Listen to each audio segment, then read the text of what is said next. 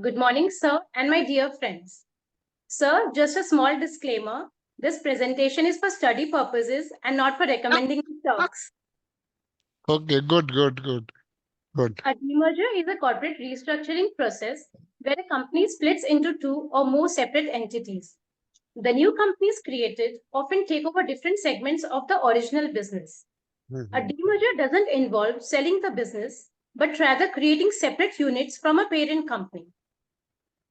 There are different types of demergers, namely spin-offs, split-offs, split-ups, equity carve-outs, divestitures, and liquidation demerger. Why do companies go for demergers? Companies may want to separate non-core divisions to focus on their primary business. Independent companies can operate more efficiently and respond faster to market changes. Demergers can enhance the value of individual units by providing clarity and focus, often boosting stock prices. Isolating high risk parts of the business can shield the rest of the organization. Strategic financial restructuring can provide significant tax advantages. Mhm. The advantages of demerger are that the companies can adopt more agile strategies tailored to their specific markets. Leaders can focus on specific business areas rather than managing diverse and unrelated units. Investors can evaluate the true value of individual business segments. It helps in unlocking shareholder value because post demerger, the new companies often become pure plays focused on specific industries, making them easier to value. Right. Investors often perceive more value in focused and streamlined companies. Different parts of a demerged company can appeal to different types of investors, increasing demand for shares. Smaller, independent companies can be more nimble in their strategic and operational decisions, driving growth. Some disadvantages are the process involves legal regularity and operational costs that can be substantial. The combined operations of the parent company may lose economies of scale or synergies post demerger. Investors and employees may face uncertainty during the restructuring period. Smaller companies may find it harder to compete against larger integrated competitors. Over to Pooja Narang for Bajaj Auto demerger. Hi everyone, I will be talking about the demerger of Bajaj Auto with special focus on Bajaj Finance.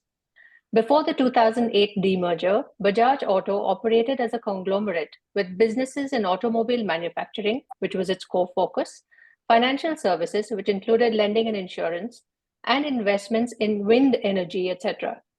Considering the growth opportunities in the auto, insurance, and finance sectors, and in order to streamline operations, it was considered timely and appropriate to demerge these entities into three separate entities. Bajaj Holdings and Investment Limited became an investment company holding a stake of 33.43% in Bajaj Auto and 39.29% in Bajaj Finserv and focusing on new business opportunities. Bajaj Auto Limited, which was already India's largest manufacturer of scooters and motorcycles with a market share of over 30%, now focused exclusively on manufacturing and exporting two and three-wheelers. Bajaj Finserv Limited took over consumer finance and insurance businesses and focused on new initiatives in the financial services space. Shareholders were issued shares in the ratio of 1:1 in both the associate companies, and this is what the post-demerger structure looked like. Of course, the company has grown significantly since then. The demerger has benefited shareholders through growth in share prices, as you can see, and market cap of the separate entities, enabling them to hold separate focus stocks while allowing the companies to focus on growth, access newer markets, and facilitate benchmarking against industry peers. The evolution of Bajaj Finance. Bajaj Finance was established in 1987 to provide loans for Bajaj Auto's two and three-wheelers, and it was transformed to Bajaj Finance under Bajaj Finserv in 2010 after the demerger, allowing Bajaj Finance to evolve as an independent NBFC. This separation allowed Bajaj Finance to focus on high-growth consumer lending markets and adopt specialized strategies, such as leveraging digital platforms and diversifying product lines. Bajaj Finserv provided the capital support needed for Bajaj Finance's rapid scaling. Today, Bajaj Finance operates in over 4,000 locations with 190,000 plus active distribution points, focusing on consumer, commercial, SME, and rural lending, as well as deposits, partnerships, and services apart from auto financing. Let us see how the demerger unlocked value. Assets under management grew from 1,550 crores in 2009 to 3.3 lakh crore by 2024. There was an exceptional financial growth when net profits surged from 35 crores in 2009 to 12,644 crores in 2024. The return on equity rose from 2% to 23.5%, reflecting effective capital utilization. Share prices delivered a 40% CAGR since the demerger, making it a top performer in the Indian market. The share price was 7,260 on March 31st, 2024. The current share price is reflective of the slight drop in the market in the last few days. The customer base has expanded from a few million customers in 2008 to over 83 million in 2024 and is targeting 100 million users within the next 3 years. Under Mr. Rajiv Jain's leadership, Bajaj Finance has emerged as a leader in India's financial sector, driving consistent growth and shareholder value. To conclude with some trivia, a single share of Bajaj Auto held pre-demerger is today worth over rupees 80,000. Over to Arpita Meni to deconstruct the demerger of Piramal Enterprises. Hi everyone. Piramal Enterprise Limited is a flagship entity of the Piramal Group. Prior to demerger, the company had two major business segments, a pharmaceutical business and a large financial services arm. In June 2020, the Carlyle Group agreed to acquire 20% stake in the Piramal Pharma business, aiming to provide growth capital for expansion and global healthcare expertise. Before the demerger, the financial services arm concentrated on wholesale lending to large real estate projects and to retail lending. It also held equity investments in the Shriram Group and expanded into housing finance through the acquisition of DHFL. Meanwhile, the pharma entity was primarily involved in contract development and manufacturing, complex hospitals and generics, and the India consumer healthcare arm. Given how different these two businesses were, and recognizing the need for sector-specific focus, in October 2021, Piramal Enterprises announced its decision to demerge them into two separate listed entities. This move was intended to allow each business to pursue independent growth trajectories and to simplify corporate structure. As part of the demerger, the shareholders received 4 shares of the Piramal Pharma Limited for every 1 share of Piramal Enterprises share. Following the demerger on August 30, 2022, Piramal Enterprises has transitioned into an NBFC with a loan book of approximately $9 billion, while Piramal Pharma Limited has strategically refocused its operations and has become a very specialized player in the pharmaceutical sector. Let's look at how the Piramal Enterprise performed post-demerger. In the first quarterly result post-demerger, Piramal Enterprises reported a net loss of 1,536 crores, primarily due to additional provisioning. Challenges such as high share of wholesale loans, asset quality concerns, and rising cost of funds impacted its FY24 financials, causing its stock price to plummet from 1,062 rupees to 678 rupees. In the last 1 year, Piramal Enterprises, however, has actively decreased its wholesale book through sales to asset reconstruction companies and has improved its focus on retail loans. The stock price has now recovered to 1,058, indicating a stable yet a very slow growth. Piramal Pharma faced initial challenges post-listing. The company's first few quarterly results disappointed investors due to weak profitability and heavy reliance on debt. This led to a decline in its stock price from rupees 200 at listing to rupees 85 within 8 months. In the past year, however, Piramal Pharma has seen significant positive growth, primarily driven by a strong expansion in its contract development and manufacturing business, leading to an increased revenue and improved EBITDA margins, which we can see in the chart here.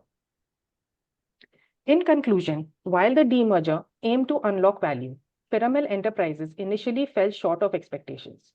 However, strategic measures to shift its focus towards retail lending have helped stabilize the business. Piramal Pharma Limited, with support from Carlyle Group's capital investment and expertise, has shown significant progress.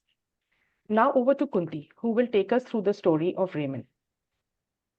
Hello, everyone. I will be speaking on the Raymond's demerger, which is a demerger in progress. When the world was battling with COVID, the Raymond Group used that time to reset their business model. In 2019, Raymond Realty, the real estate arm of the Raymond Group, was formed. Raymond Realty started construction of a massive township over 14 acres on Raymond's 120-acre land parcel in Thane and simultaneously sold 20 acres of the land at 700 crores as part of its asset monetization plans to reduce its debt. In 2023, Raymond's further went on to sell its FMCG business to Godrej Consumer Products for 2,825 crores and used the proceeds from the sale to repay their existing debts, making Raymond a net debt-free company and still leaving them with a surplus of 1,500 crores available as growth capital.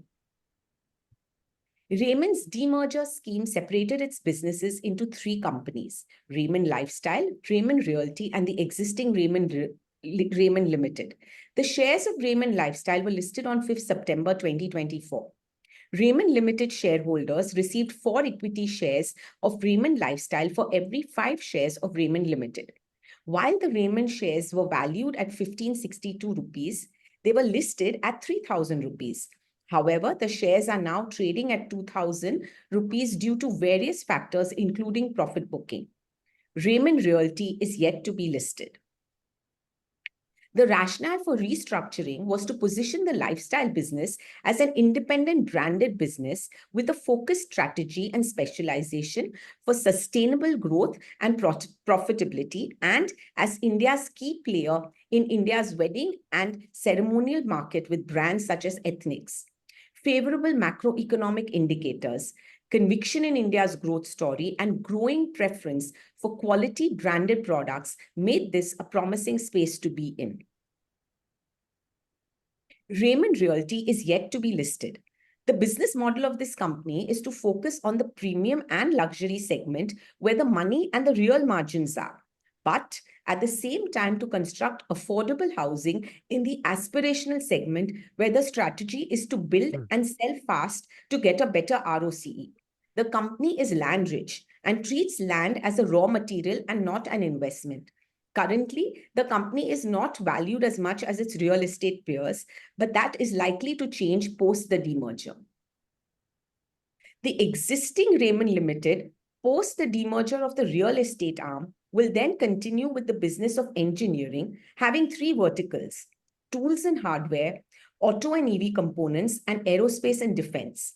The acquisition of 59.25% stake in many precision products will help Raymond Limited position itself as a large-scale provider of components for engineering, automotive, and electric vehicles and serve global original equipment manufacturers, the OEMs.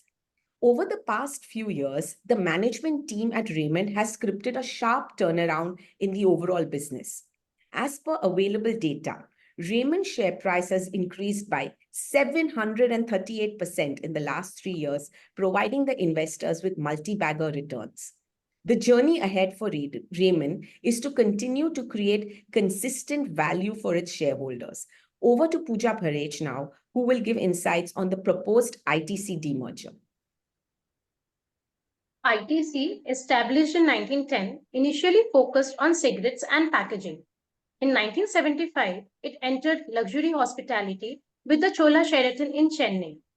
To drive growth, ITC merged its standalone hotel division and Ansal Hotels with ITC Limited in 2004. The demerger structure, as approved by the board in August 24, is as shown in this slide. For every 10 shares of ITC Limited, shareholders will receive 1 share of ITC Hotels Limited. ITC Limited will retain a 40% stake in ITC Hotels, while the remaining 60% will be held by ITC's existing shareholders. British American Tobacco is the largest shareholder in ITC Limited. As of March 24, BAT has reduced its shareholding in ITC Limited from nearly 30% to 25.5% and will exit the hotel business once it lists.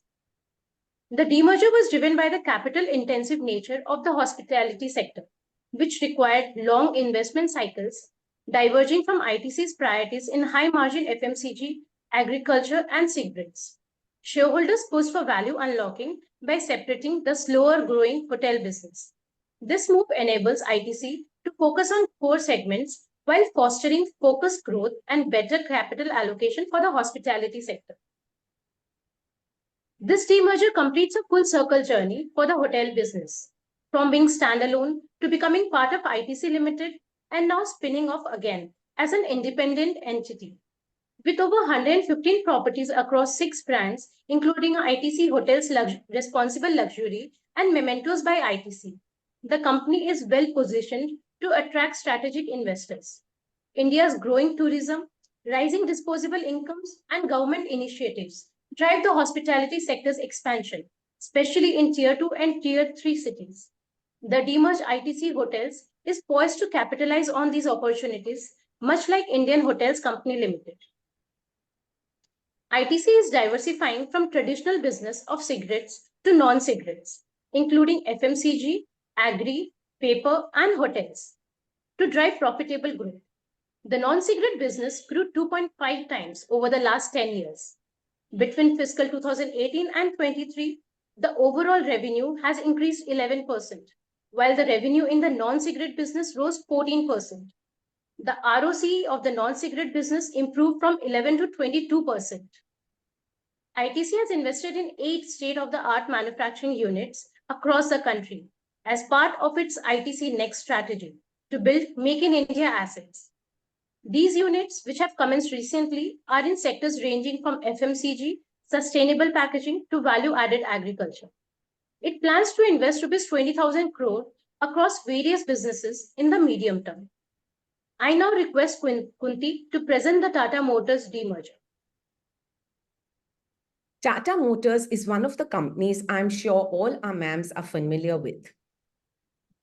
On 1st August 2024, the Board of Directors of Tata Motors approved the proposal of the demerger of Tata Motors into 2 separate listed entities, one being the commercial vehicle business to be called TML Commercial Vehicles Limited, and the other being the passenger vehicle business, where the EV and the Jaguar Land Rover businesses will merge in the existing company and be renamed as Tata Motors Passenger Vehicles Limited.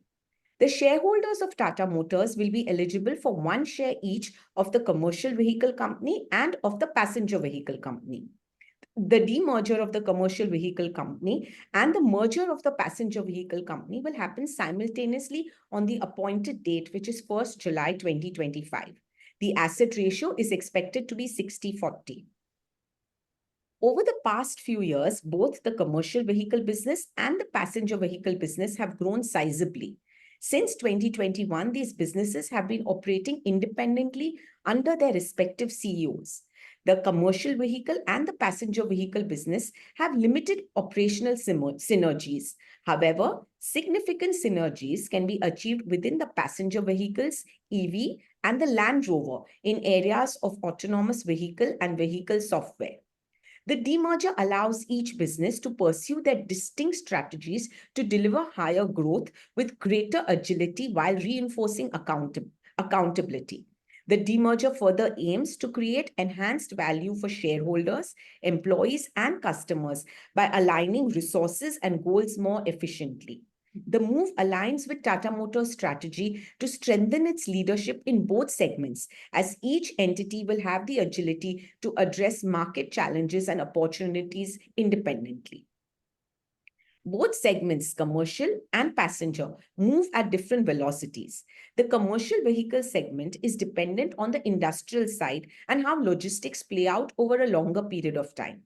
Post the demerger, the company's commercial vehicle segment, which is India's largest commercial vehicle maker, will be able to invest its cash flows for its own strategic goals and will have 8 distinct business verticals as shown in the slide. The passenger vehicle segment is dependent on consumer demand, preferences, lifestyle, and income. The passenger vehicle segment is expected to get much better valuation premium than the commercial vehicle segment. The demerger will now allow the passenger vehicle segment to focus in areas of EV, autonomous vehicles, and vehicle software. Tata Motors and Jaguar Land Rover had been exploring synergies for production of EVs in India for international markets. The Avinya automobile, to be launched in 2025, brings about a new era and represents a groundbreaking vision for electric mobility. In the past 3 years, Tata Motors has given a growth of 75%, given a profit growth of 75%, revenue growth of 34%, and returns of 15%. Tata Motors is now debt-free, and Jaguar Land Rover is on its course to achieve net debt-free status in 2025. This merger could create and lead to better value creation for Tata Motors. Over to Garima now for the conclusion. Demerger strategies have become a powerful tool for corporate restructuring, particularly in 2024 financial year, as companies realign their operations to meet evolving market demands. By separating distinct business segments, organizations unlock shareholder value, enhance operational focus, and promote sustainable growth. These efforts allow each entity to operate independently, fostering efficiency and innovation. While demergers may initially cause market volatility, they often lead to significant long-term value creation, benefiting both businesses and investors. For shareholders, understanding the fundamentals of the resulting entities is crucial, as these ventures often outperform expectations and deliver substantial returns. In the Indian context, the rising trend of demergers reflects a broader shift towards specialization and strategic growth. When executed efficiently, demergers not only empower businesses but also drive economic progress by unleashing their true potential. Lastly, I would like to thank Sir for having us as members of this esteemed vertical Saraswati. We have learned a lot during the course of this presentation and hope we have been able to successfully share some of our learnings with you. Thank you once again. Wow. Wow.